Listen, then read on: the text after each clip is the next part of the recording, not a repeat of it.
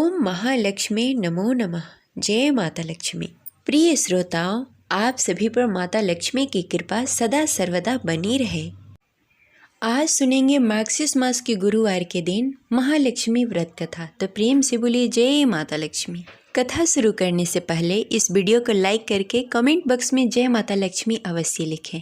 अगर आप हमारे चैनल पर नए हैं तो इसे सब्सक्राइब कर लें।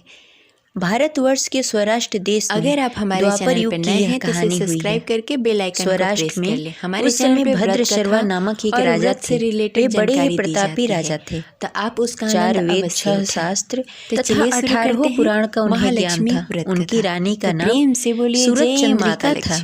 रानी देखने में बहुत ही सुंदर और सुलक्षणा थी तथा वह पतिव्रता थी। उन दोनों के 7 पुत्र तथा उनकी एक कन्या का वरदान मिला था। कन्या का नाम श्यामबाला था।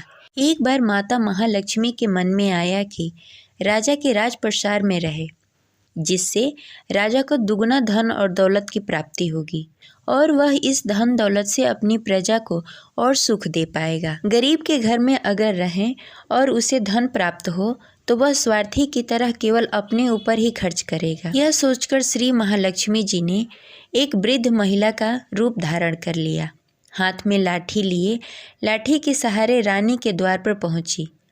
यद्यपि उन्होंने बुढ़िया औरत का रूप धारण किया था, पर उनके चेहरे पे देवी का तेज था। उन्हें देखते ही एक दासी सामने आई। उसने इनका नाम काम धर्म पूछा। वृद्ध ब्राह्मण का रूप धारण किए माता लक्ष्मी ने कहा, बालिके, मेरा नाम कमला है। मेरे पति का नाम भुवनेश्वर है। हम द्वारिका में रहते हैं। तुम्हारी रानी पिछले जन्म में एक वैश्य की पत्नी थी। वह वैश्य गरीब था। दरिद्रता के कारण घर में रोज झगड़े होते थे तथा पति रोज उनको मारता था। इन बातों से तंग आकर वह घर छोड़कर चली गई तथा उस जंगल में खाली पेट भटकने लगी। उसकी यह दुर्दशा देखकर मुझे दया आ गई। तब मैंने उसे सुख समृद्धि देने वाली श्री महालक्ष्मी की कथा सुनाई।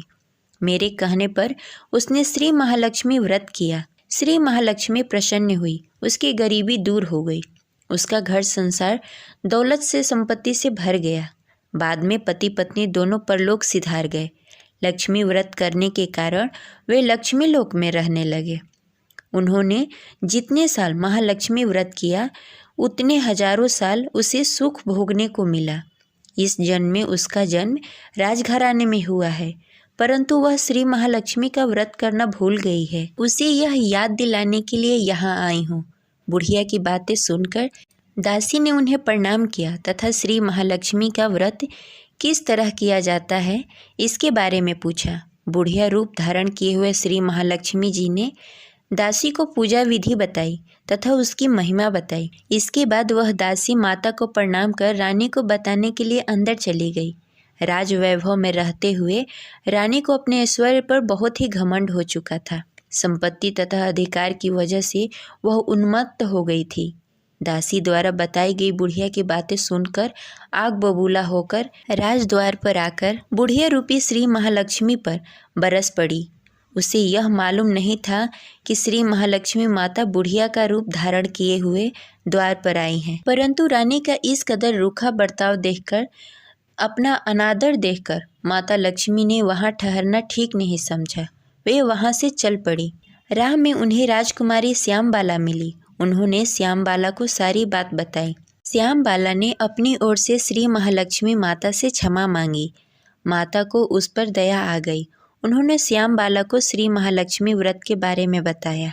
उस दिन अगहन मार्गशीर्ष मास का पहला गुरुवार था।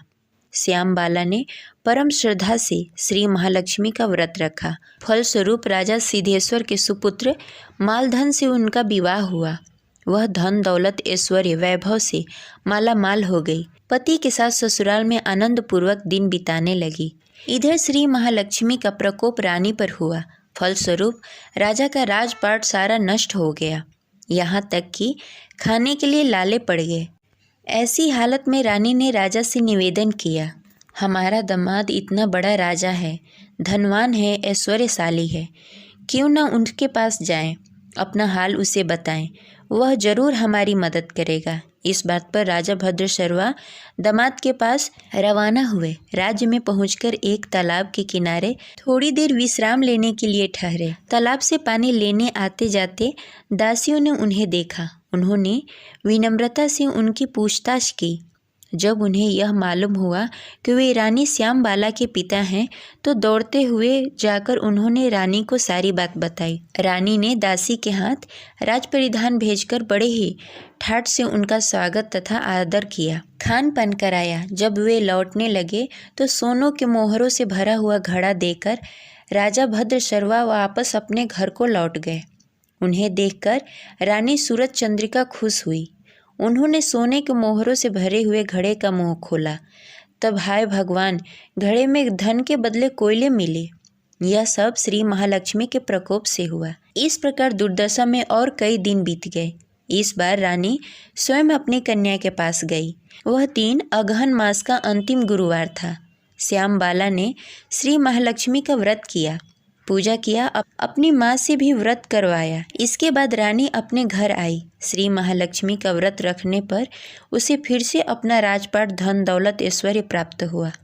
वह फिर से सुख शांति आनंद पूर्वक जीवन व्यतीत करने लगी। कुछ दिनों के बाद राजकन्या श्यामबाला अपने पिता के घर आई। उसे अपने घर में देखकर सूरज चंद्रिका को पुरानी बातें याद आ गई। यहीं कि श्यामबाला ने अपने पिता को घड़ा भर कोयला दिया था और उसे तो कुछ भी नहीं दिया था। इसी कारण श्यामबाला को पिता ने घर में आने पर उसका कोई आदर सत्कार नहीं किया, आतिथ्य नहीं किया, बल्कि अनादर हुआ। पर उसने इस बात को बुरा नहीं माना। अपने घर लौटते समय उसने पिता के घर से थोड़ा सा नमक ले लिया। अपने घर लौटने पर उसके पति ने पूछा, अपने मायके से क्या लाई हो? इस पर उसने जवाब दिया, वहाँ का सार लाई हूँ। पति ने पूछा, इसका मतलब क्या हुआ? श्यामबाला ने कहा, थोड़ा धीरज रखें, सब मालूम हो जाएगा। उस दिन श्यामबाला ने सारा भोजन बिना नमक के बनाया और परोसा। पति ने खाना चखा। सारा खाना नमक के बिना फीका लग रहा था, स्वादहीन लग रहा था। फिर श्यामबाला ने थाली में नमक डाला। इससे सारा भोजन स्वादिष्ट लगने लगा।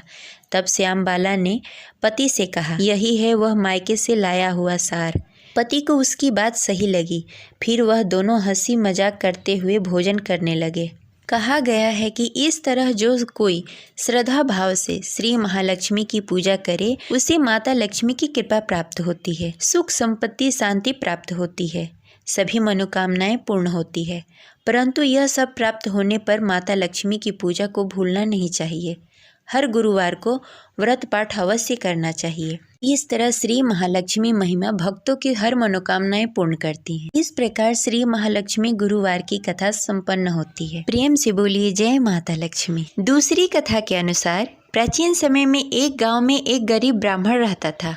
वह भगवान विष्णु का भक्त था। वह नियमित रूप से भगवान विष्णु की पूजा आराधना किया करता था। एक बार श्री हरि ने उस ब्राह्मण की पूजा से प्रसन्न होकर उसे वर मांगने को कहा। तब ब्राह्मण ने इच्छा जाहिर की कि माता लक्ष्मी का निवास उसके घर में हो। यह सुनकर विष्णु जी ने माता लक्ष्मी की प्राप्ति का मार्ग ब्राह्मण को बताया। विष्णु जी ने कहा कि मंदिर के सामने एक स्त्री आती है जो यहाँ आकर उपले थोपती है। उसे अपने घर में आने का निमंत्रण दो। वह धन की देवी है। जब लक्ष्मी जी तुम्हारे घर आएंगी तो तुम्हारा घर धन्य धान्य से भर जाएगा। इतना कहकर भगवान विष्णु जी अंतर्ध्यान हो गए। अगले दिन सुबह 4 बजे से ही मंदिर के सामने ब्राह्मण आकर बैठ गया। कुछ ही देर में लक्ष्मी जी उपले थोपने के लिए वहीं आई। ब्राह्मण ने उनसे अपने घर आने का निमंत्रण दिया। यह सुनकर लक्ष्मी जी को समझ में आ गया कि यह सब विष्णु जी ने ही उससे करने के लिए कहा है। तब उन्होंने ब्राह्मण से कहा कि तुम महालक्ष्मी व्रत करो। यह व्रत 16 दिनों तक चलेगा। इसके बाद 16वें दिन चंद्रमा को अर्घ देकर इसके बाद तुम्हारा मनोरथ पूरा होगा। इसके बाद लक्ष्मी जी की पूजा कर ब्राह्मण ने देवी को उत्तर दिशा की ओर मुँह करके पुकारा। उसकी तपस्या से प्रसन्न होकर माँ ने उसका वचन पूरा किया। तब से यह व्रत पूरी श्रद्धा के साथ किया जाता है। ऐसा करने से व्यक्ति को माँ का आशीर्वाद प्राप्त होता है। इस प्रकार महालक्ष्मी व्रत कथा संपन्न हुई। प्रेम से बोली जय माता लक्ष्मी। आशा करते हैं यह कथा आपको अच्छी लगी होगी, तो इस वीडियो को लाइक करके कमेंट बॉक्स में जय माता लक्ष्मी अवश्य लिखिए। मिलती है अगले वीडियो में, तब तक के लिए जय माता लक्ष्मी।